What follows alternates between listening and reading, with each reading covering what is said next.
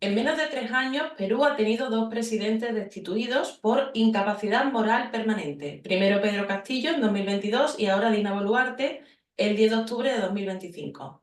En ambos casos, el Congreso, una de las instituciones con menor credibilidad pública del país, fue quien tomó la decisión. Un Congreso fragmentado, dominado por intereses de corto plazo y con niveles de aprobación que apenas rozan el 5%, pero que concentran un poder capaz de impedir la gobernabilidad normal y también incluso de derribar gobiernos en cuestión de horas.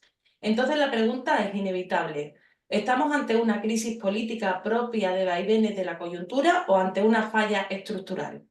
¿Es el Congreso la causa principal o es el reflejo de una crisis mayor? Hoy, en la mesa del viejo topo, reflexionamos sobre Perú, un país fallido, pero sobre todo, ¿cuáles son las vías para su posible reconstrucción? Buenas a todos y a todas, esto es la mesa del viejo topo, un lugar para pensar en voz alta, para cuestionarlo todo y para sentar en esta mesa los temas que de verdad nos importan. Si te interesa ir más allá del ruido y pensar el presente con mirada crítica, quédate con nosotros y síguenos en redes. Estamos en Twitter, en Instagram, en Facebook y ahora también en TikTok. Comparte y comenta, porque la historia no se mira, se discute, se confronta y solo así se construye. Os invitamos además a seguir la actualidad en nuestra web y en Topo Express, a suscribiros a la revista de El Viejo Topo y, por supuesto, a profundizar en el catálogo de libros presente tanto en librerías como en nuestra tienda online, porque ver un programa audiovisual está bien, escuchar un podcast también, pero donde verdaderamente aprendemos es a través de la lectura reflexiva y sosegada. Se sientan en esta mesa Enzo Anchante, comunicador y analista político, director del medio Prensa Alternativa, especializado en análisis de la coyuntura y movimientos sociales en Perú, que también nos acompañó recientemente en la mesa dedicada a los desafíos que afronta China en su ascenso global. Igualmente nos acompaña Julio Roldán, sociólogo y filósofo peruano, doctor de la Universidad de Bremen, en Alemania, autor de diversos ensayos sobre pensamiento crítico y estructuras de poder, tanto en América Latina como en Europa. Igualmente ya nos acompañó en la mesa dedicada al estudio específico de la situación alemana. Y finalmente se estrena en la mesa del viejo topo Margarita Ló, economista de la Universidad Nacional Mayor de San Marcos de Perú, politóloga a través de la Universidad de Nanterre en Francia, candidata del Máster de Ciencias Sociales en la especialidad de Sociología y Filosofía Política en la Universidad París-Ité. Muchas gracias a los tres y sin más demora vamos a arrancar con el primer bloque donde vamos a analizar esta coyuntura específica, esta destitución de Dina Boluarte, que ya de por sí venía de sustituir otra destitución bastante polémica como fue la de Pedro Castillo. En ese sentido, ¿qué refleja esta reciente destitución y qué nos dice sobre la situación? Me gustaría iniciar con Enzo Achante. Bueno, muchas gracias, Carmen. En realidad, son días convulsos los que se viven en Perú, hay que reconocerlo, complicadísimos en muchos sentidos. La falta de esperanza hacia lo que nos estamos dirigiendo, ¿no? Esta destitución de Dina Boluarte parece más un cálculo político, considerando el momento en el que se ejecuta. Estamos hablando de elecciones que se vienen en abril del próximo año y de un descontento que no ha sido reciente. El descontento hacia Dina Boluarte acarrea meses, si no años. Desde su llegada al poder se han generado una serie de situaciones que ha puesto a la ciudadanía en alerta en muchos sentidos, ¿no? Y no solamente por la podredumbre en el plano político, sino también por la coyuntura social. Lo que se está viviendo en materia de seguridad es realmente lamentable. No es, creo yo, secreto la situación crítica que se vive en Perú, que va de la mano con la criminalidad, no solamente cuando hablamos de organizaciones que erosionan la tranquilidad de los ciudadanos que quieren progresar, que quieren prosperar, o el que quiere ser un empresario con un importante espacio, sufre una suerte de arrinconamiento, acecho por parte de muchas de las mafias, pero hay que decirlo también con complicidad de algunas o muchas autoridades. Es una cuestión realmente complicada. Todo esto ha venido arrastrando Perú y, por supuesto, a estas alturas el deterioro se hace sentir. La salida de Dina Boluarte ocurre básicamente por un tema mediático, ¿no? Que involucró una orquesta musical muy conocida, un atentado que que trajo con ello una vacancia, que insistimos, era algo que iba a darse tarde o temprano. En este caso, para muchos hay cálculo político de por medio. La situación nos lleva también a otro escenario que es importante mencionar. Si bien es cierto, hay una eh, suerte de descontento con la gestión de Dina Boluarte, también se entiende que hay un manejo bastante práctico por parte del Congreso de la República, que también, hay que decirlo, no cuenta precisamente con el respaldo de la ciudadanía. De hecho, hace algunos días se llevó a cabo una marcha muy importante, ¿no? Este pasado 15 de octubre, que buscaba no solamente ratificar el rechazo a los componentes políticos que están actualmente vinculados al gobierno como tal, el presidente interino José Gerí, sino también al propio Congreso de la República. Todo esto ha generado una serie de situaciones, ¿no? Lamentablemente el deceso de un ciudadano que salió a protestar y que perdió la vida en este escenario, un hecho que trajo consigo también una demanda para que se descomponga la presidencia actual y cambie, en este caso, la mesa directiva que se había establecido previamente. Pero igual también hay que entender que hay un asunto que no se puede pasar por alto, ¿no? Que las reglas del juego se han diseñado de modo tal que ahora se puede aplicar según el atajo político que convenga, ¿no? Es decir, se ha vuelto ya una costumbre. O sea, podríamos hablar desde Kuczynski, el presidente Kuczynski, hasta Martín Vizcarra o el propio Pedro Castillo. El término vacancia se ha vuelto ya una cuestión que está establecida como parte de un desenlace que podría tener algún mandatario. Esto sin contar también que muchos de los mandatarios que han estado al frente del Perú afrontan situaciones ligadas al ámbito penal, ¿no? Con algunos de ellos tras las rejas, otros que en su momento no llegaron a afrontar a la justicia y se quitaron la vida, como el caso del señor Alan García Pérez, que es un hecho que fue considerado histórico en muchos sentidos, ¿no? Un hecho que puso al Perú en boca de todos. Esta es la situación, una cuestión muy puntual es que, como dije hace un momento, las elecciones se vienen en abril del 2026 y también empieza a pesar cuál va a ser el rostro o cuáles van a ser los rostros que puedan aparecer para servir como una opción importante para los ciudadanos. Actualmente hay una sensación de que no hay representatividad valorable en el Congreso de la República. Y si hablamos de opciones, bueno, la encuestocracia empieza a hacer su tarea, empiezan a filtrar algunos nombres, como el del señor Rafael López Aliaga, fue hasta hace algunos días alcalde de Lima. Empiezan también a colocar nombres de algunos candidatos que tienen una importante presencia en los medios de comunicación, ¿no? Sin embargo, todo esto nos lleva a una misma conclusión, que hay mucho cortoplacismo, que es un término que usaste muy bien, Carmen, al inicio, de un grupo de personas, obviamente respaldadas por grupos empresariales importantes, con teje y maneje en el Perú, que se preparan exclusivamente para este momento. No hay cuadros políticos que se hayan podido fortalecer, ¿no? Hay mucha disrupción, hay eh, mucha descomposición. Se cambian, muchos de nuestros representantes en el plano político se cambia de partido con mucha facilidad, no se establece un bloque propio como tal, y esto va a pasar también para las elecciones del 2026. Gente que se juntará, respaldados, como digo, por grupos empresariales, como es costumbre, para afrontar un proceso político, y cuando esto culmine, no se van a sentar bases, que creo yo es una de las grandes demandas. Se siente que es un país donde no se sientan bases en el plano político, donde hay un interés por el momento, por encontrar una respuesta a algún tipo de angurria o ambición. Entonces, en ese sentido es muy complicado establecer, creo yo, continuidad, hablar de una ruta fija que permita al país poder resolver sus asuntos, pero en base a un consenso. No hay esa bendita palabra consenso, no ha llegado a buen puerto, ¿no? Y voy a ser muy claro en este punto también. Hay que leer entre líneas a muchas de las personas que aparecen a proponer algún tipo de solución. O sea, a lo que me refiero es que no se trata simplemente de aplicar el modelo anti. Hay que proponer, hay que buscar soluciones, hay que establecer una ruta como tal. Y eso es un escenario que se ha venido viviendo en los últimos años en Perú, ¿no?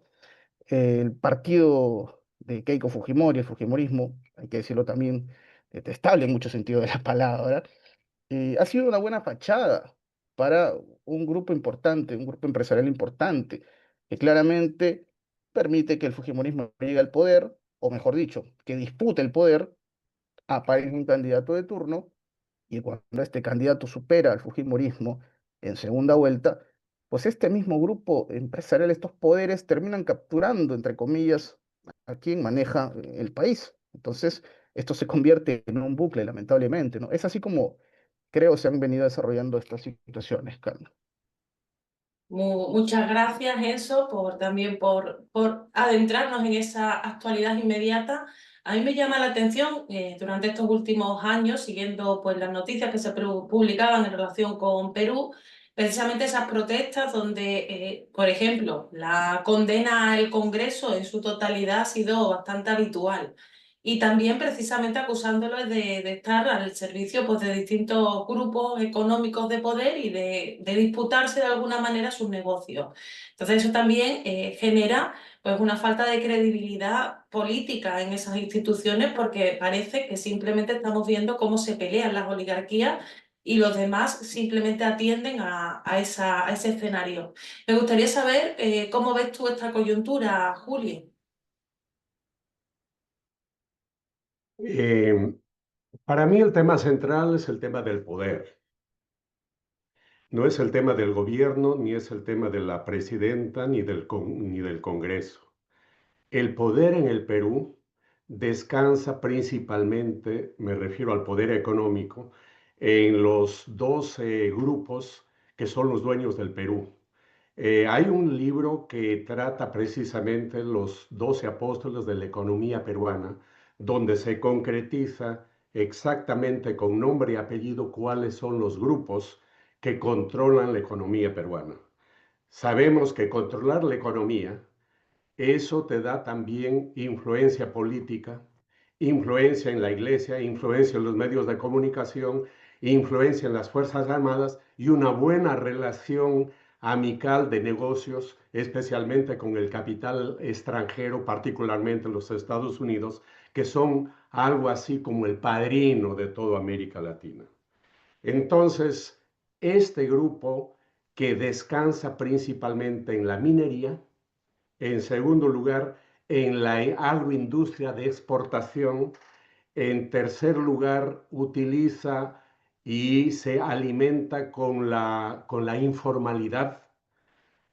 A la vez, son los que cosechan y recepcionan las remesas de los casi 4 millones de peruanos que envían mensualmente una remesa a Perú. Y finalmente un fenómeno que hay que tomarlo en cuenta es el fenómeno del narcotráfico. Perú es un país contaminado con el narcotráfico. Eh, Hay un autor alemán que escribió hace algunos años un libro que se llama Lumpenburguesía y Lumpendesarrollo en América Latina. Y fácilmente se puede aplicar lo que escribió el profesor André Gunderfrank, no solo al Perú, sino a América Latina. Es decir, se ha forjado en Perú por un lado, la vieja oligarquía que viene desde los años 20 del siglo pasado, en alianza con los nuevos ricos, con los emprendedores que se han forjado en los últimos 20 o 30 años, han formado un poder y es el poder lumpen, es el poder de la lumpenburguesía en el Perú. Y ellos son los dueños del poder, que ellos en algún momento utilizan o financian a tal o cual grupo, a tal o cual organización política para poder ser representados en el Parlamento y dar leyes que ellos necesitan, eso es verdad, pero yo pienso que no hay que perder de vista este tema central del poder, diferenciando lo que es el poder y lo que es el gobierno. Los gobiernos pasan, los gobiernos son endebles. Hemos visto que en los últimos 10 años ha habido 8 o 9 cambios de presidente. Se han cambiado los gobiernos, se han cambiado los ministros, pero el poder se mantiene. Y este poder descansa, como repito, en estas 12 grupos, 12 familias que son llamados, conocidos con el nombre de los 12 apóstoles de la economía peruana. Por lo tanto, este grupo que tiene el poder en el Perú es el que muchas veces entran en contradicciones entre ellos y consecuencia de sus contradicciones es lo que aparecen, se manifiestan estas contradicciones o en el Parlamento o en los cambios de presidentes, en los cambios de ministros, en los cambios de gabinetes. Pero solamente eso es la repercusión. Repito, el gran tema central es que el Perú, el poder descansa en esta lumpenburguesía que está formada por los llamados 12 apóstoles de la economía peruana. Y este es un fenómeno, no es un fenómeno nuevo, este es un fenómeno que viene arrastrando este país Perú desde los inicios de la República, que posiblemente en la segunda o tercera parte podríamos entrar a desarrollar en función de ver qué se podría hacer. Yo me quedo acá y doy paso a Carmen. Bueno, muchas gracias, Julio, y me gustaría pues concluir este primer bloque con ese análisis de la coyuntura desde la perspectiva de Margarita. Buenas noches. He escuchado muy atentamente las dos reflexiones que nos ha hecho Enzo y Julio.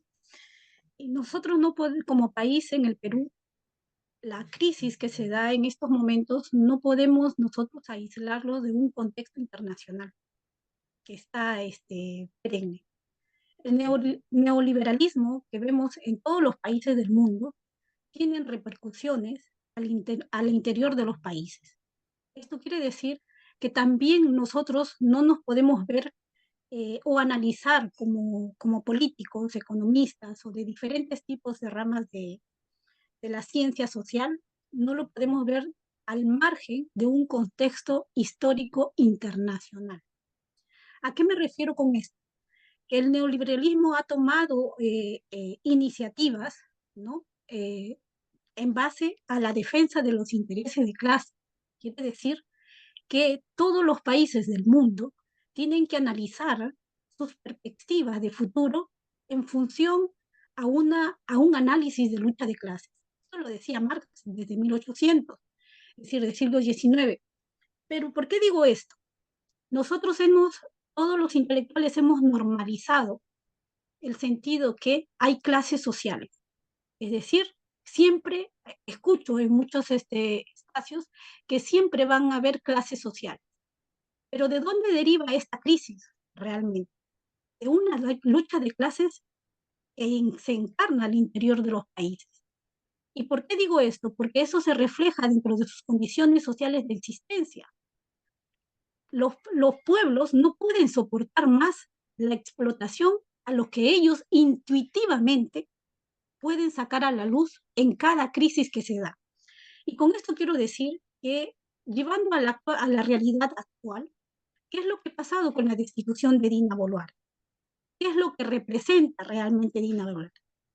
Dina Boluarte lo único que ha representado es un gobierno pasajero, por supuesto, pero dentro de la época actual moderna no es sino una comisión administrativa que solamente ha defendido los derechos de una clase dominante.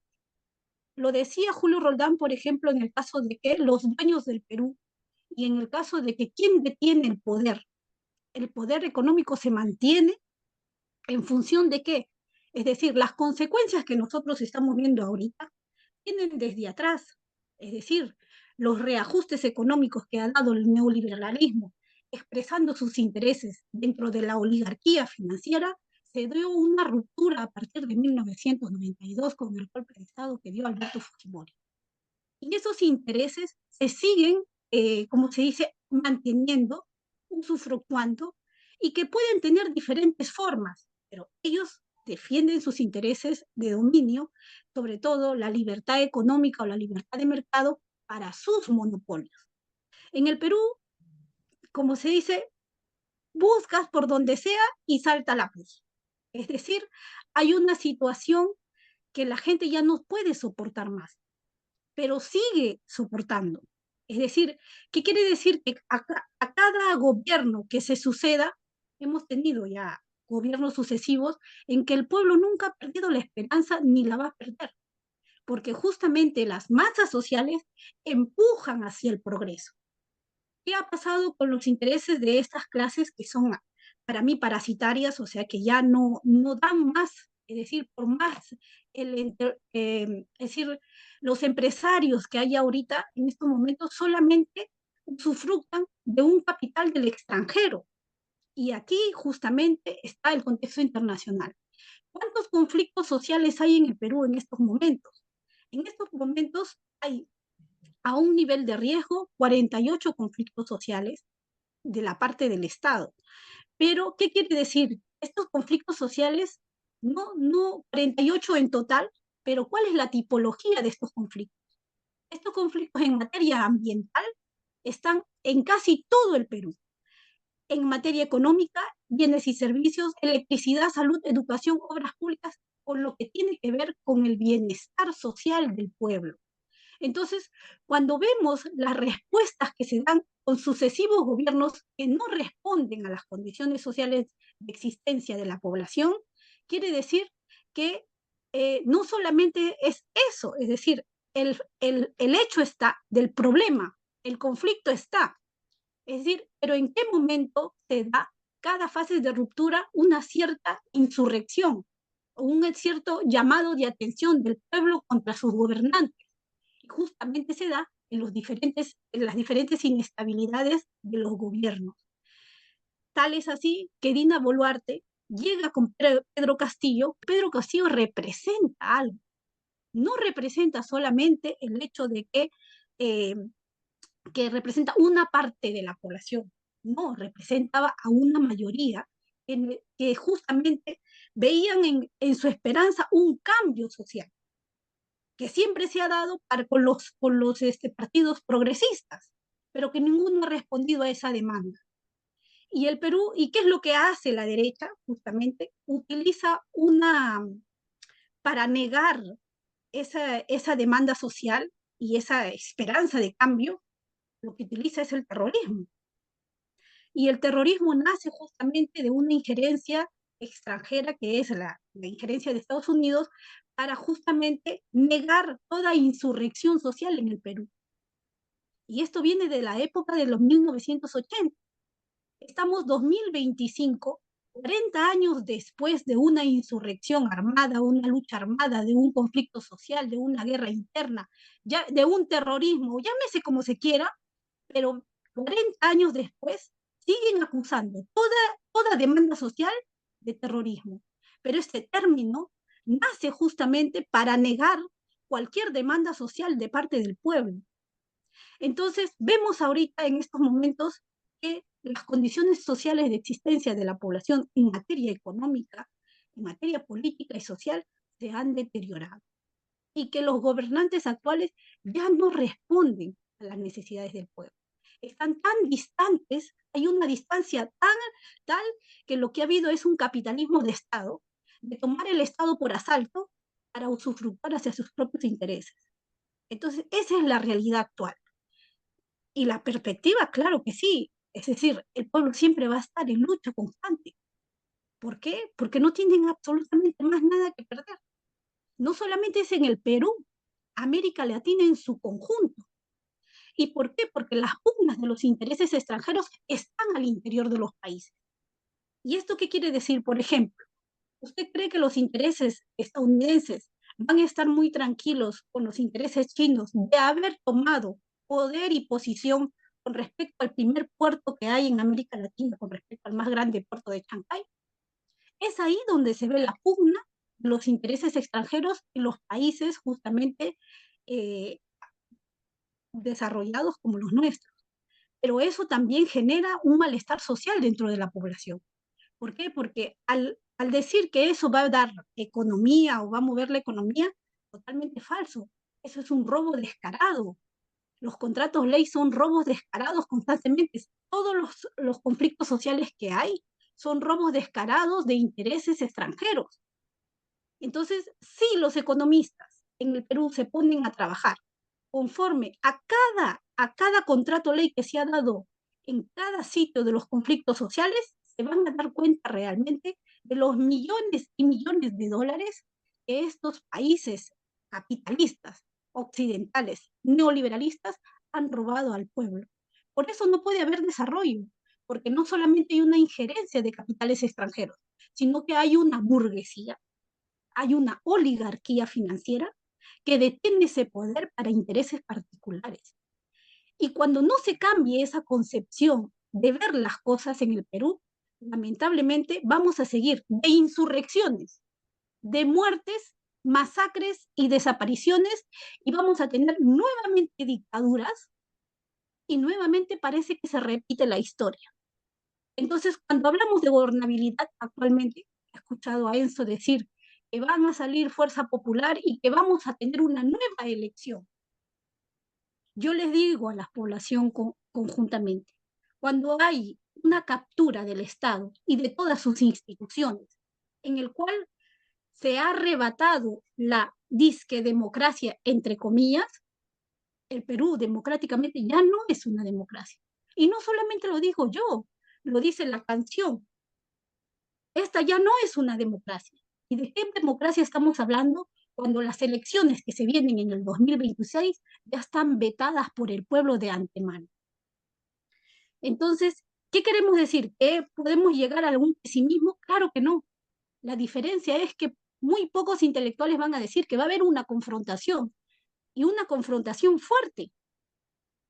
Yo ya lo venía diciendo antes de Pedro Castillo, que en algún momento se va a dar una confrontación y va a devenir en masacre. El tema es ver la apertura y decir qué es lo que se tiene que hacer o qué soluciones se dan. Justamente, se necesita un partido de clase. ¿Y qué es un partido de clase? No lo digo yo, lo decía Mariátegui en 1929 cuando creó el Partido Socialista del Perú. Y un partido de clase ¿qué quiere decir? Encarne justamente las demandas sociales de la población en esta época moderna y actual. Que lamentablemente se tiene que participar en elecciones. Yo he participado en elecciones. Yo he votado en elecciones. Y ha dado de desilusión en desilusión. ¿Y dónde encontrar la ilusión? Pueden decirlo, tiene que haber una confrontación, no es porque yo lo quiera o porque yo lo diga. La confrontación es inminente. No depende de nosotros, no depende de las voluntades individuales. ¿Por qué? Porque acaba de morir un joven rapero, Trulco, yo pienso que se llama, y decimos, bueno, lamentamos realmente su fallecimiento, pero así como él, hay miles. Entonces, vamos a ir de muertes en muertes y viendo pasar personas heroicas que van a luchar dentro de las masas sociales. Lo que se necesita es organización. Y esa organización depende de cada una de las acciones que nosotros podemos tomar mutuamente. Y ahí cierro. Muchas gracias, Margarita. Pues vamos a continuar, aunque ya habéis abierto ese escenario mayor, esa estructura del Perú. Hay que decir que entre los elementos que me habéis mencionado, por ejemplo, esa ilusión que sí generó en este caso Pedro Castillo, independientemente de sí mismo, creo yo, porque a veces era más lo que había alrededor que él en sí mismo. Pero sí es cierto que se vio como un levantamiento de un pueblo que hasta entonces parecía oculto dentro de, por lo menos vuelvo a repetir, desde lo que lo vemos desde fuera. Veíamos como un Perú se levantaba frente a una oligarquía que se veía como más urbana, como más ajena a lo que era la mayoría social. Entonces, en ese sentido, Julio, te doy paso a ti para iniciar este segundo bloque estructural de esa estructura de Perú, esa estructura tan difícil a veces de entender desde fuera porque se ve como eso, como muy diversa en muchos aspectos, pero que al final también condensa esa lucha de clases que hablaba Margarita, ¿no? Entonces, Julio, ¿cuál sería tu análisis sobre ya no la coyuntura, sino la estructura de Perú? Si tú me permites, de repente me voy a pasar un par de minutos más de la cuenta porque quisiera hacer un resumen en términos un poco amplios, históricos. Anotemos lo siguiente. Perú es un país que a nivel económico se caracteriza principalmente por ser un país minero. Principalmente un país minero, pero sobre esa base de la minería se han desarrollado también ciertos momentos de bonanza. Por ejemplo, entre los años 1830, 1880, 90, hubo el boom del guano y el salitre. Y este boom del guano y el salitre generó una determinada clase social, así como también la independencia, que luego volveremos sobre el tema. A fines del 800 aparece nuevamente, por demandas internacionales siempre, el boom del caucho, especialmente en la zona de la selva. En los años 20 sucede un fenómeno importante, porque el imperialismo inglés es desplazado por el imperialismo norteamericano en el control de la vida económica en el país, y además de eso va a generar una oligarquía que va a descansar especialmente en el algodón y el azúcar. Se hablaba de los varones del algodón y los varones del azúcar. Especialmente en la costa peruana se van a desarrollar estos productos. En los años 50, 60 se va a forjar un sector muy importante ligado a la pesca. Prueba de ello es que Perú, y especialmente Chimbote, se convirtió en el primer puerto pesquero en el mundo. Se vivió el boom de la pesca, especialmente de la harina de pescado, la anchoveta. De los 70, 80, y ya lo dijimos y hoy y ahora lo repetimos, se ha forjado un sector siempre ligado a la minería, pero tiene que ver con la agroindustria de exportación, tiene que ver con la informalidad y tiene que ver con las remesas que se desarrollan, que reciben del extranjero, y finalmente con el narcotráfico. Ahora volvamos a nivel de clases. En la primera etapa, cuando se forja la independencia, es cuando se forja y se aparece y se desarrolla una burguesía criolla o un sector criollo, quienes se hacen dueños del poder del Estado en el Perú. En los años del guano y el salitre aparece una plutocracia ligado al guano y al salitre. Fines del 800 aparece una aristocracia. Jorge Basadre habló de la república aristocrática, que duró algo así como 30 y 35 años, que trataron de imitar todas las normas, la arquitectura, las costumbres, hasta la vida de los franceses, de la aristocracia francesa. De los 20 para adelante, con el gobierno de Leguía, bajo el segundo gobierno de Leguía, se forja esa oligarquía que venimos diciendo. Ligado a esto está ¿qué? El tema de la república. Se forja en una primera etapa la república criolla, luego la república plutocrática, la república aristocrática, la república oligárquica, para terminar en los últimos años, especialmente a partir del 2000, con una república lumpen, una república narco. ¿Por qué? Porque el país se ha convertido en un país narco. En el Perú no puede desaparecer el narcotráfico porque ese país se desploma. Es la misma situación que pasa en México, es la misma situación que pasa en Colombia y algunos otros países de América Latina. Y ya sabemos los problemas, las causas del narcotráfico, y ya sabemos el tema de la oferta y la demanda del narcotráfico, y ya sabemos cuál es el mercado predilecto del narcotráfico, especialmente Estados Unidos y Europa. Entonces, en Perú se ha forjado ese sector. Por lo tanto, nosotros nos encontramos ante un mundo contaminado por el narcotráfico, y esa es una de las causas para la llamada corrupción, que no hay que verlo como un problema moral, sino hay que verlo como un problema económico y social. ¿Por qué? Porque estos personajes que aparecen, los supuestamente corruptos, es que el sistema capitalista es corrupto por naturaleza. Su razón de ser es la corrupción. Es o no es corrupto o no es inmoral explotar a las mayorías, a los pueblos y simple y llanamente a través de la plusvalía robarles parte de su trabajo, parte de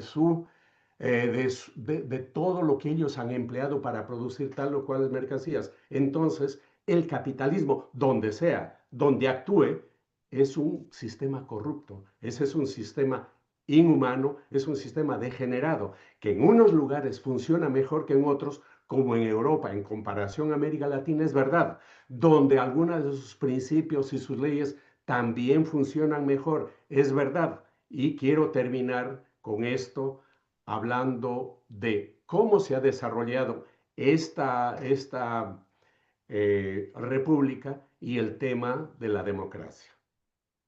Es decir, en realidad, si nosotros vamos a ser honestos y nos vamos a regir y nos vamos a orientar por los padres de la democracia liberal burguesa, estamos hablando de Rousseau, estamos hablando de Montesquieu, ¿cuál es lo que caracteriza la democracia? Son dos cosas fundamentalmente, dos conceptos, dos pilares, la justicia y la libertad. No puede haber democracia donde no hay justicia y no puede haber democracia donde no hay libertad. Nos preguntamos, ¿en qué parte del mundo existe justicia? ¿En qué sociedad existe justicia? Sí, eso implica que haya una distribución equitativa de la riqueza. Esa es la idea de la democracia. Entonces, si no hay justicia, no hay democracia. Y si no hay justicia, tampoco hay libertad. ¿Por qué? Porque ¿qué es la libertad? Lo decía Hegel, la libertad no es más que el reconocimiento de la necesidad. Por lo tanto, el ser conscientes de la necesidad es lo que es la libertad y tratar de entender esa necesidad que tiene que ver con la justicia para transformarlo. Por lo tanto, la justicia y la libertad son las dos caras de una misma moneda. Termino preguntando, en Perú, en América Latina, en Europa, en el mundo, ¿en qué país del mundo existe justicia? Y por lo tanto, existe la libertad. Y juntando libertad y justicia, ¿en qué país hay una auténtica democracia? La democracia se ha reducido a ser una democracia formal, una democracia que se rija según las leyes de las clases dominantes que aplican sus principios, sus leyes cuando les conviene. Pero cuando no les conviene, sencillamente se olvidan de la democracia, se olvidan de la Constitución, se olvidan de las elecciones, se olvidan que son representantes del pueblo y simplemente obedecen a los mandatos de quienes determinan esto. ¿Y quién es esto? El gran capital.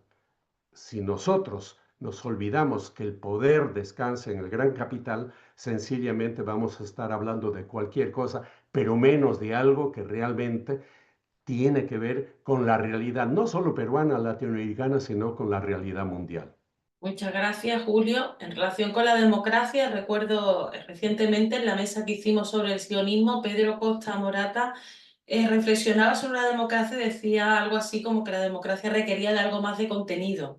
Me gustó la expresión porque sí, habitualmente carece de ese contenido. Parece que es algo más performativo que algo que tenga verdaderamente sustancia.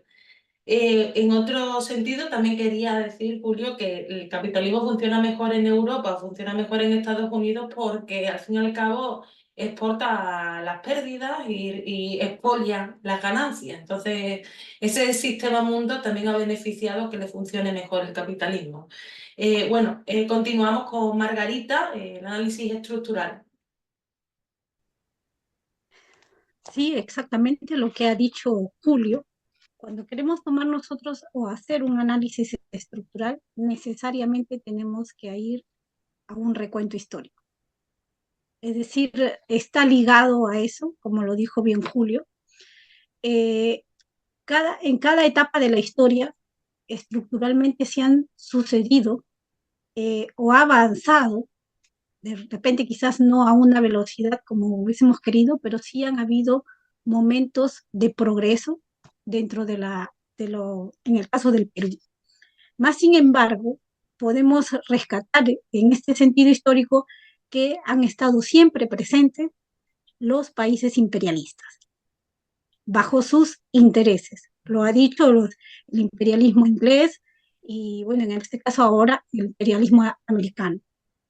Y esto también está aunado de que dentro de la economía en el Perú no solamente es la minería, ¿no? Ahí que discrepo con Julio Roldán cuando menciona de que el narcotráfico, si no hay narcotráfico, el país se desploma, ¿no? Estoy completamente en desacuerdo. ¿Por qué? Porque los países no solamente dependen de un solo sector, sino que se replantean nuevas formas de desarrollo económico. Entonces, pienso que el narcotráfico no solamente es una expresión de lo que también se realiza en Estados Unidos. En Estados Unidos hay una demanda fuerte, tanto en países occidentales como en Europa mismo, una demanda fuerte de droga. Entonces hay todo un aparato institucionalizado de la DEA que corresponde justamente a la necesidad de una oferta. Y por eso los países en América Latina corresponden necesariamente a esa demanda bajo el control justamente de los intereses extranjeros. Ahora, la expresión dentro de los gobiernos de esta lumpenburguesía, como lo decía Julio, que esta lumpenburguesía es una expresión justamente de la putrefacción de todo el aparato estatal actual. Es decir, cada gobierno sucesivamente, hasta los mismos demócratas, se asquean del tipo de política que se está realizando en estos momentos en el Perú. Y eso, esta fragilidad política de los profesionales de la política, como se habla aquí en Francia, es decir, ha venido en declive. Pero ¿por qué también se muestra esto de manera visible en los gobiernos? ¿Por qué esta precarización de la profesionalización de la política? Es decir, ya no hay profesionales en política, ya no hay los que hacer de la política, acá se dice vivir de la política, pero de vivir para la política, ¿no? Sino por el contrario, es decir, bajo los intereses individuales, usufructuar o como intermediario de la política para justamente sus intereses particulares. Y eso es tan visible en todo el aparato del Estado que ya no corresponde a las necesidades y demandas del pueblo. ¿Y por qué digo que es algo estructural esta situación de las formas o modelos de gobierno? ¿Por qué? Porque no necesariamente la economía está ligada a la política, está ligada también al aspecto sociológico, identitario de la población. Es decir, nosotros en el Perú, los que representan verdaderamente al pueblo deberían ser los trabajadores, las comunidades indígenas, los obreros, ¿no?, de fábricas, pero eso no hay en el Perú. Es decir, se ha creado una forma de profesionalización en la política, supuestamente, de una elección de fachada. Y lo digo yo porque la corrupción se desarrolla en todo el aparato del Estado. Es decir, el Comité Electoral o el Jurado Nacional de Elecciones, la OMPE, la falsificación de firmas, todo eso es una estafa. La compra de partidos políticos, es decir, el capitalismo salvaje en materia electoral. Se compran y se venden partidos y se compran y se venden personajes que representen a un partido para los intereses justamente de, como dice Julio, de los dueños del Perú, de 12 familias, ¿ya?, que tienen intereses en todos los aspectos, en todos los sectores. Y donde hay estos intereses familiares como el oro, el cobre, la minería, el aspecto ambiental, el Perú está sufriendo uno de los aspectos más difíciles, que ahora se ve más visible en la defensa de la vida. Pero la defensa de la vida no solamente por el alto nivel de homicidios que se ha dado, no solamente por eso, sino porque de todas maneras, todas las mineras que se han desarrollado, formales o informales, han explotado los recursos de manera salvaje, sin respetar la vida. En donde tú encuentres un conflicto social, ya sea en Apurímac, ya sea en Moquegua, ya sea en Arequipa, tú encuentras un conflicto social, allí encuentras una contaminación que degrada la vida de las personas de esas comunidades. Si nosotros en la estructura del país económicamente no se ve una decisión política dentro de las políticas públicas en los años venideros, yo creo que esta clase que está en estos momentos y que ha tomado el poder, como dice Julio, realmente no va a durar. No va a durar. Va a ser totalmente pasajero. Pasarán 10 años, pero los pueblos se organizan para justamente derrocar todo este tipo de gobiernos y toda esta putrefacción que no pueden soportar. Porque a pesar del robo descarado y disimulado que se da en este capitalismo y que las masas sociales pueden tolerar, porque pueden tolerar hasta que te roben una parte de tu salario, que es la plusvalía, como lo decía Julio Roldán.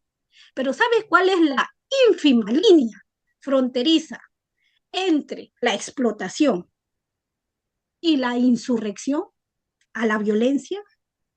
¿Cuál es esa línea divisoria que separa el hecho de que los pueblos avanzan a una confrontación inminente hasta el punto álgido de utilizar la violencia para defender sus intereses de clase? Lo decía Simone Weil aquí en Francia.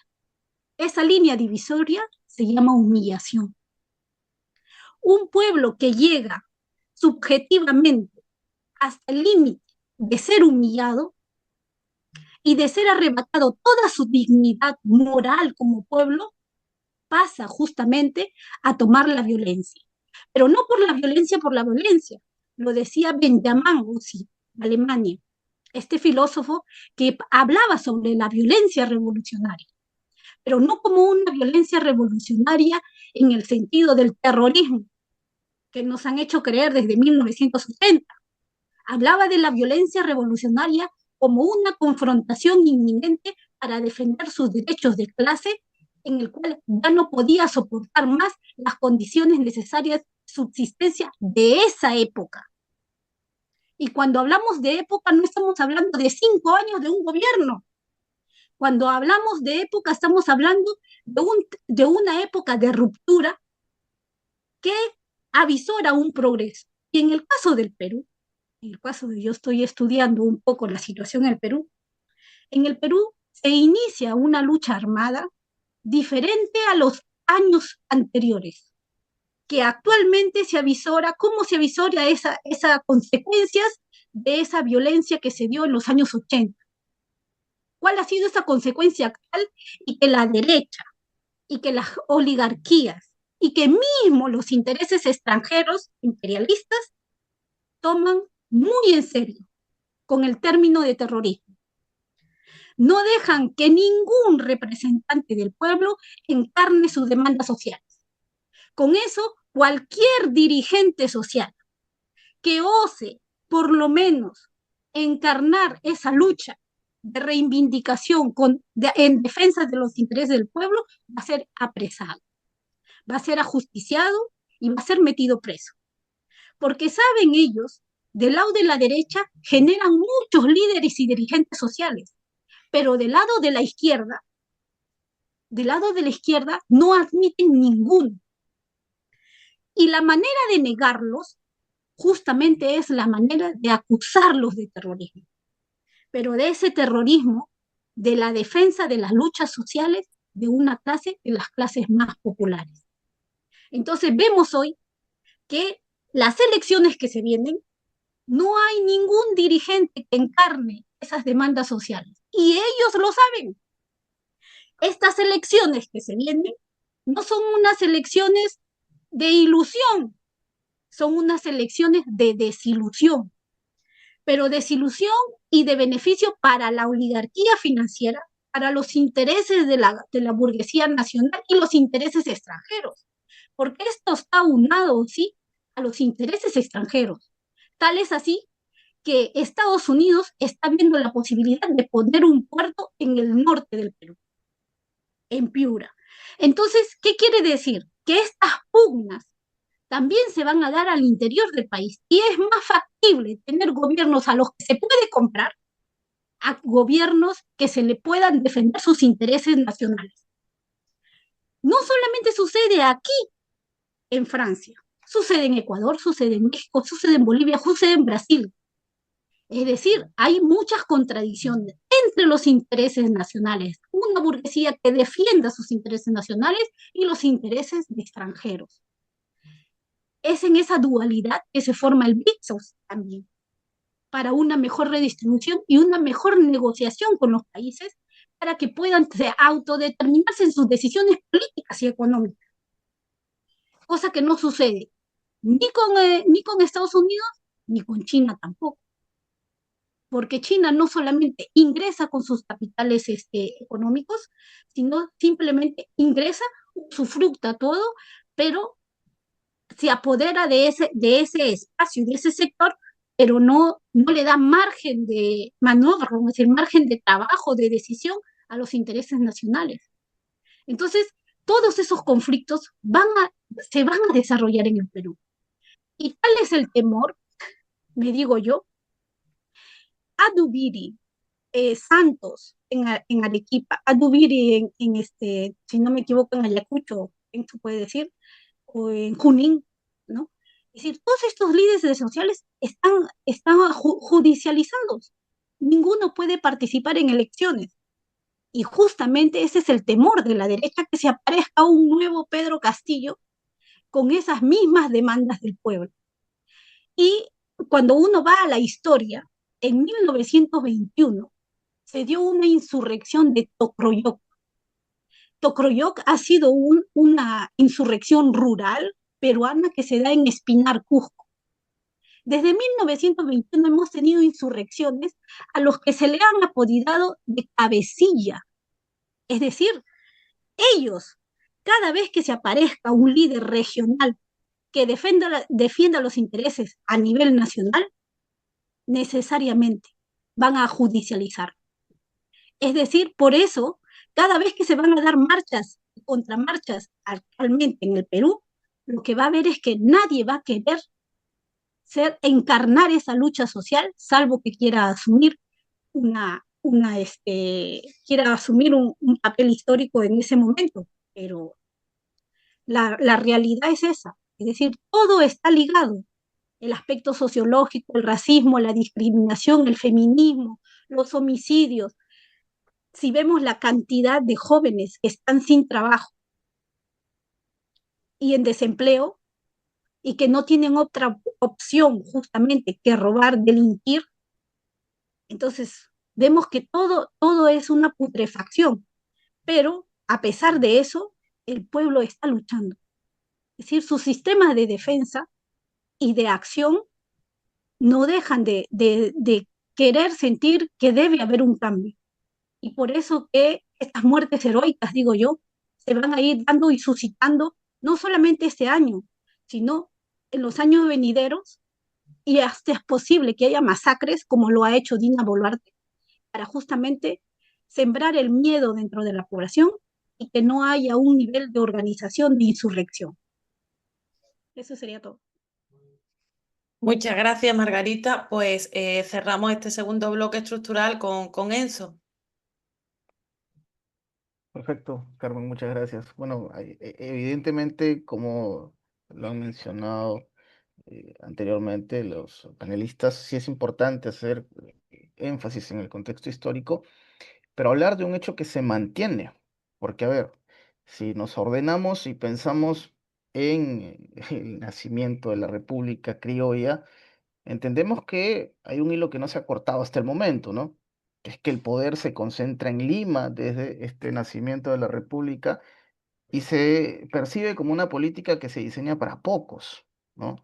O sea, esta República Criolla que levanta un Estado centralista, ¿no? Que se alimenta de rentas fáciles y que, hay que reconocerlo también, ha ido dejando fuera a las mayorías indígenas y populares. Luego podemos hablar, claro, de la Guerra del Pacífico y cómo es que para pagar la deuda aparece este famoso contrato Grace, que es básicamente la entrega por décadas, ¿no?, de ferrocarriles y aduanas a acreedores británicos. Entonces, la cuestión parte por este punto, ¿no? Si hablamos básicamente del centralismo, que es un tema realmente para extenderlo y probablemente se necesite otro programa para hablar a profundidad, ¿no? Ya obviamente hablaríamos también de que en el siglo XX conviven la modernización y la plutocracia, ¿no? Eso también es algo a mencionar, el oncenio de Leguía, que financia obras con deuda y afianza un centralismo de cemento, ¿no? Con esto va apareciendo, por supuesto, el APRA posteriormente. Son temas que vinculan a la historia del Perú, que han ido relacionándolo. Hay un hecho que, y no es que quiera saltearme, pero entiendo que hay que ir comprimiendo un poco los comentarios. Hay un hecho que es clave para poder hablar, que es fundamental para mí. Se menciona los 12 conglomerados, ¿no? Las familias. Hay un dato que es revelador para hablar esto y con mucha crudeza, hay que decirlo. Estos 12 conglomerados que vinculan 7 nacionales, no creo meterme en un problema si los menciono, como es Romero, Breca, Credicorp, Intercorp, Graña Montero, Gloria y Belcorp, y los extranjeros que son conocidísimos, Rexol, Telefónica, Cencosud, Falabella y BBVA. En 2015 nada más, para poner un ejemplo de esto, para muestra un botón, facturaron 45.000 millones de dólares. Esto lo cuenta Elizabeth Salazar Pega, que es una autora en Ojo Público, precisamente. Y esto nos explica el nivel de poder que tienen estos conglomerados, ¿no? O sea, de hecho lo menciona también José Carlos Lumbreras, que todo lo que compramos o usamos pasa por estos 12 grupos. Es una cuestión que en verdad nos refleja por dónde se empieza a maniobrar o manipular al Perú. Y bueno, es verdad, también hay que reconocerlo, y justo lo hacía mención en este momento, eh, que es que efectivamente la gobernanza es un reto para quien quiera llegar al poder en muchos sentidos. Margarita lo dice claramente. eh, el efecto Pedro Castillo fue un reto en muchos sentidos, pero fue también una demostración de cómo se intentan silenciar a estos bloques. Pedro Castillo no aparecía en las encuestas. Este es un hecho que es realmente de impacto y para estudio. 2 semanas previas a las elecciones, el señor Pedro Castillo aparecía fugazmente en un puesto 7, un puesto 8. Yo lo recuerdo muy bien porque en aquel momento, a través de nuestro espacio, Prensa Alternativa, un canal de YouTube, hacíamos una cobertura sobre cómo la encuestocracia intentaba fabricar a sus candidatos, y Pedro Castillo era ignorado en todo el sentido de la palabra. Finalmente se dan con un golpe de realidad, se dan con un golpe de realidad en muchos sentidos. Claramente, si hay que decirlo, se entiende con el paso de los meses que la estructura en ese momento que contempla Pedro Castillo y quienes llegan al poder probablemente no estuvieron preparados para enfrentar a este monstruo de 7 cabezas o de 12 cabezas, si queremos llamarlo de alguna manera, ¿no? Fue muy complicado el poder gobernar en esa situación. Ahí es cuando ocurre lo que ocurre hace algunos años, ¿no? Con el famoso, como algunos lo han denominado, autogolpe, ¿no? Desde la oposición, por supuesto. Y eso nos demostró claramente lo complicado que era gobernar en el Perú en muchos sentidos. Y que hay algo que menciona Margarita que es muy cierto, nos hacen ver que en abril del 2026 nos encontramos en una situación realmente complicada en muchos sentidos. Probablemente un bloque que nuevamente llegará al poder con el respaldo de una ciudadanía que está silenciada, y probablemente se verá también un escenario postelectoral como el del 2021, donde la derecha se negaba a reconocer la victoria de Pedro Castillo. Se apeló a mucho, mucha cobertura, y hay algo también importante que no se ha mencionado, que es la presencia de los medios de comunicación y el abordaje que le dan a estas situaciones, ¿no? Juegan un rol muy importante los medios de comunicación, eso es clarísimo, y obviamente tiene mucho que ver con el aporte financiero que puede haber de por medio, ¿no? Pero en verdad, en aquel momento, en aquel 2021, era una cuestión maratónica, coberturas de protestas claramente financiadas, que nos hacen ver que el escenario puede repetirse. Por eso yo insistía en el término bucle. Hemos entrado en un bucle definitivamente y ahora ya con un ajuste político, con cartas sobre la mesa que permiten, si es que en algún momento incomoda el candidato vencedor, encontrar una letra pequeña en el contrato para poder desestabilizarlo, para poder resetear la convicción del pueblo, resetear lo que el pueblo en ese momento había puesto sobre la mesa, que era su voluntad. Ese es un hecho realmente lamentable. Por eso para mí es importante entender ese detalle, ¿no? También el rol que juegan los medios de comunicación en toda esta estructura.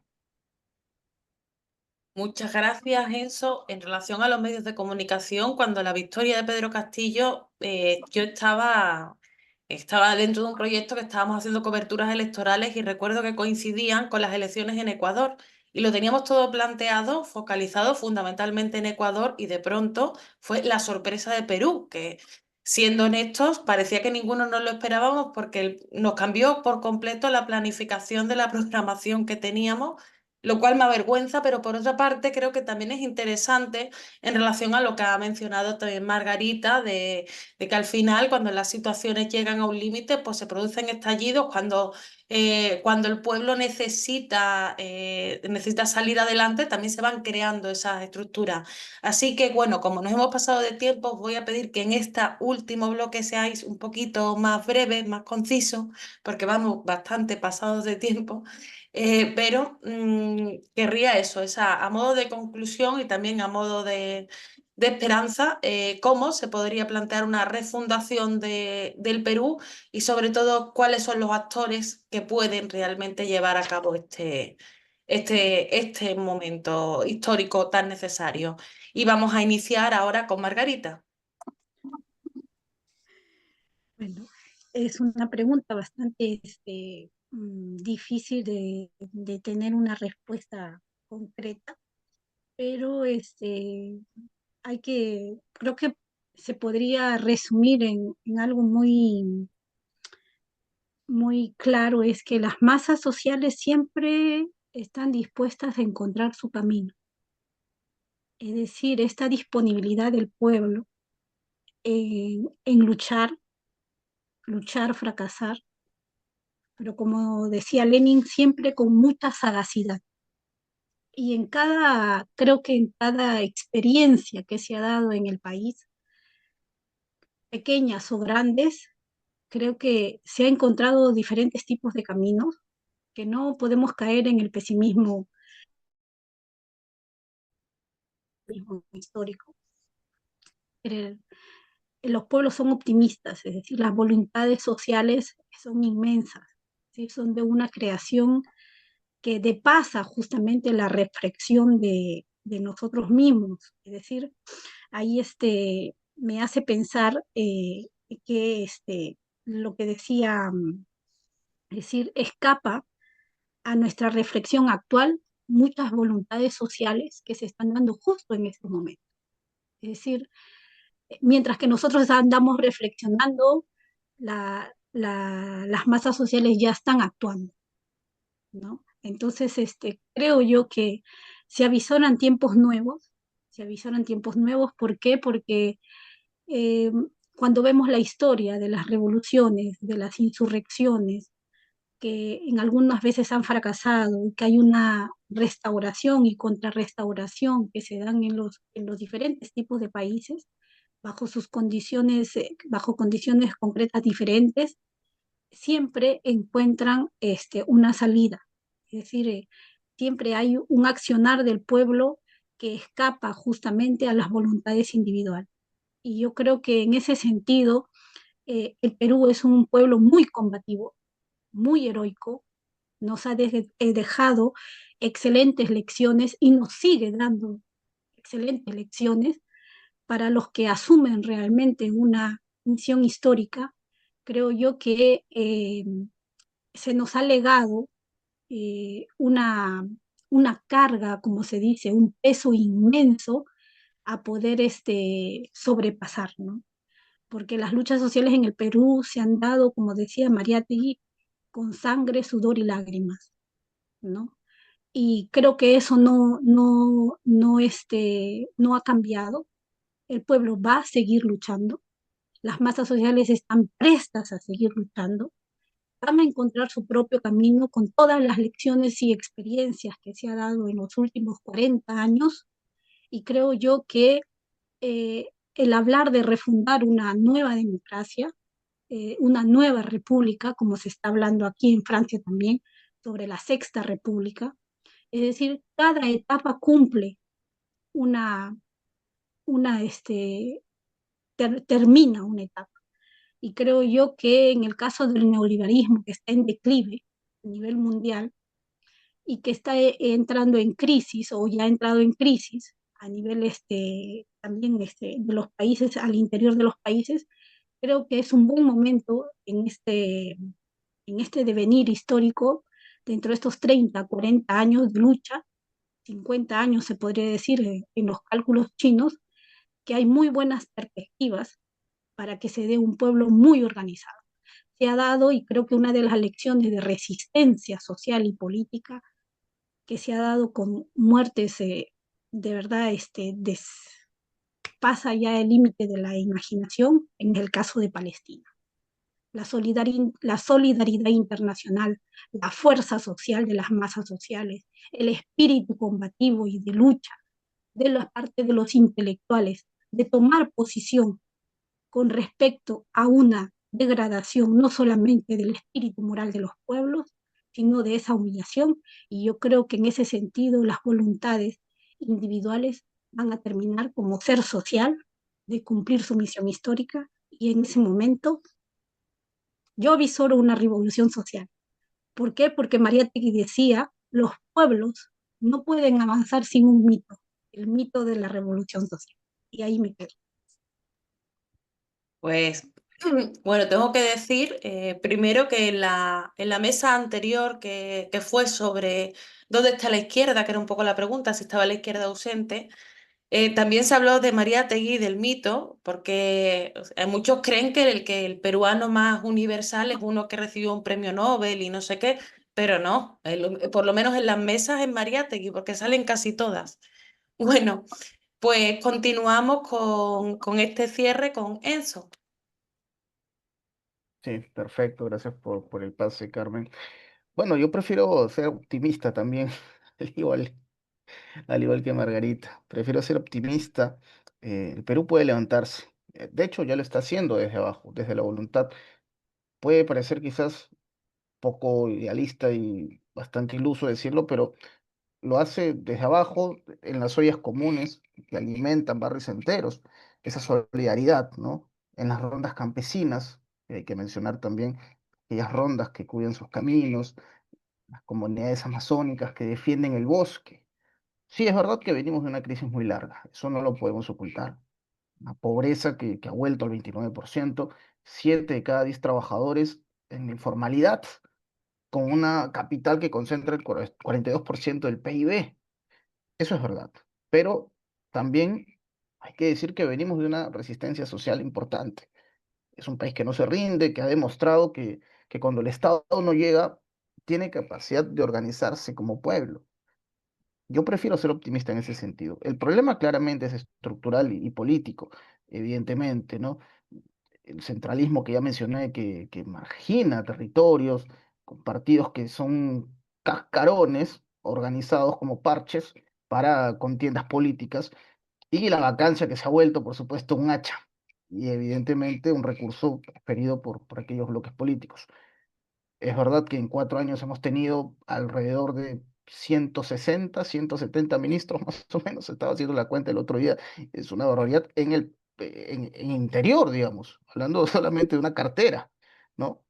Y esto nos explica en cierto modo, oh, perdón, en interior 13 ministros, para ser más específicos. Esto nos explica la cantidad de variación que hay, la inestabilidad y que por supuesto no hay reforma que dure ni que madure.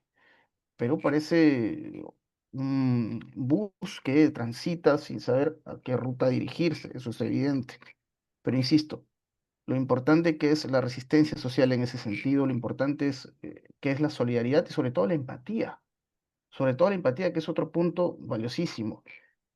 Yo recuerdo muy bien allá por el año 2017, cuando hacían los huaicos, lamentablemente. No sé si Margarita en ese momento estaba en Perú, pero fue un hecho, ¿verdad?, mediático, que describía la solidaridad de nuestro pueblo, pero que también nos hizo entender algo, que Lima no es el Perú exclusivamente. Lo digo porque había mucho temor en Lima, se hablaba de un fenómeno, la niña que iba, en su momento se podía complicar a la ciudad, dejarla sin agua por muchos días, y eso es una realidad que se vive fuera de Lima, y nos tocó verlo de cerca. Yo vivo en Lima actualmente, y nos tocó verlo de cerca. Qué importante es la empatía, qué importante es la empatía para que este país pueda progresar, pueda salir adelante. Lamentablemente, hay que decir también, si bien es cierto, es importante que haya cuadros políticos con mucho conocimiento, con sapiencia, expertos, importante también es el tema moral. No solamente es conocimiento, es un tema también de ética. Gente que quiere hacer el bien, gente que probablemente sea exitosa en su rumbo, en su carrera, pero que tenga ganas de hacer el bien por el país. Tenemos que empezar a ver Perú como una proyección, como lo que queremos dejar a nuestras próximas generaciones, lo que le quiero dejar a mis hijos, a mis nietos, a mis bisnietos. No pensar en el cortoplacismo, no pensar en el presente. Creo yo que esa es una clave, la conciencia de la ciudadanía. Muchas gracias. Pues muchas gracias, Enzo, y vamos a finalizar el bloque y el programa con Julio. Bien, de lo que he planteado, la conclusión final es que en el Perú se tiene que fundar una auténtica eh, república, una república popular. ¿Qué quiero decir cuando hablo de república popular? Que se base especialmente en la acción y el accionar de obreros, campesinos, estudiantes, intelectuales, incluso burgueses nacionales que quieran y se interesen en el desarrollo de ese país. Es decir, un bloque de clases que permita fundar una república no criolla, no plutocrática, no lumpen, una república popular, y sobre esa base fundar, estructurar una nueva democracia, una democracia que sirva a los intereses de estas grandes mayorías y no de esos grupos de poder oligárquicos ligados al imperialismo, ligados a los intereses extranjeros. Esa es una tarea larga, esa es una tarea difícil que no solo se tiene que pensar en el Perú, se tiene que pensar en América Latina como bloque. No hay otra salida, no tienen otro destino estos países, o siguen siendo colonias o semicolonias del gran capital internacional, o intentan liberarse fundando una nueva república, una auténtica república que descanse en estas cuatro clases sociales y una nueva democracia. Es decir, reivindicar la palabra democracia, que descanse la democracia en la justicia y en la libertad. Y bueno, para terminar y recordar nuevamente a Mariette, ya que nos ha traído Margarita a la charla, decir dos cosas. Por un lado, Mariette aconsejaba que donde estemos siempre tenemos que tratar de sembrar gérmenes de renovación, de cambio, de transformación. Y creo que la mesa del viejo topo juega ese papel de sembrar gérmenes de cambio, de transformación, de abrir conciencias y abrir corazones en función de una nueva sociedad. Y nuevamente con María te diría yo, y con esto termino, yo soy pesimista y soy optimista.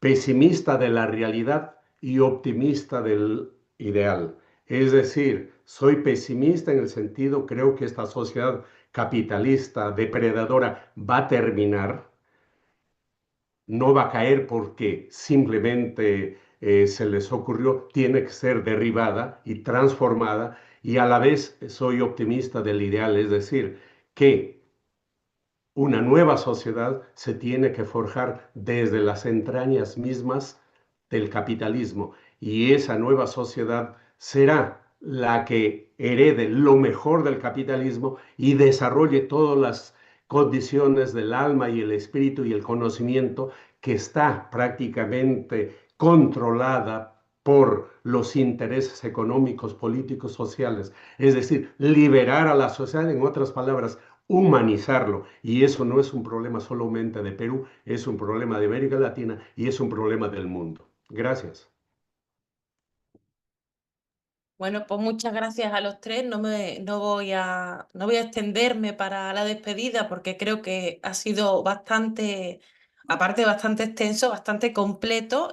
Los aportes, que no han sido aportes solo para Perú, como bien menciona, pero yo diría no solo para América Latina, sino que nos atraviesan a todos en este mundo en el que se están buscando respuestas, nos sentimos todos un poco perdidos, donde hay una situación crítica, pero las crisis también son oportunidades y donde la organización política se hace más necesaria que nunca y tenemos que saber también cómo construir ese sujeto y ese sujeto se construye pues desde esa base popular que estáis mencionando. Bueno, pues muchas gracias a los tres, a Enzo, a Julio, a Margarita y muchas gracias también a todos los que nos estáis viendo. Recordamos, esto es la Mesa del Viejo Topo. No olvidéis compartir el vídeo, suscribiros al canal, dejar vuestros comentarios. Nos interesa mucho saber cuáles son vuestros puntos de vista y seguirnos también en redes sociales, en Facebook, en Instagram, en TikTok, en Twitter. Y por supuesto, como he dicho al principio, suscribiros a la revista del Viejo Topo, leer los libros, porque nunca se aprende igual como con esa lectura sosegada. Así que muchísimas gracias a todos y nos vemos en la siguiente mesa del Viejo Topo.